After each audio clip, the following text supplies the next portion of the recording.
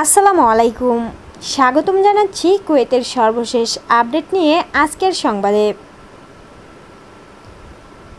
চলুন শুরু করি আজকের প্রধান খবর দিয়ে।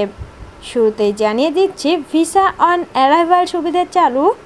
গালফ কোঅপারেশন কাউন্সিল বা জিসিসি দেশের বৈধ রেসিডেন্স পারমিটধারীরা এখন কুয়েতে এসে সরাসরি ভিসা নিতে পারবেন, কোনো পূর্ব আবেদন ছাড়াই।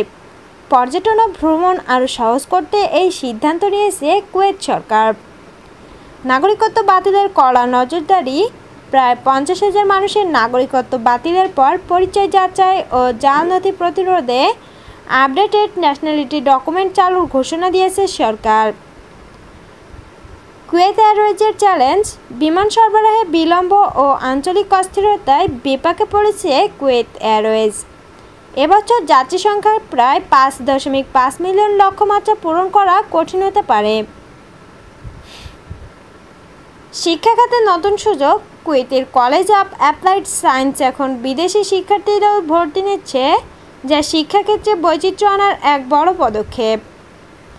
সবশেষে জানিয়ে দিচ্ছে অর্থনৈতিক খবর।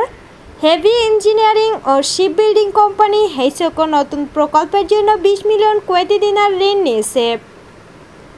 সম্মানিত কুয়েত প্রবাসী ভাই এবং বোনেরা, এই ছিল আজকের সর্বশেষ আপডেটগুলো।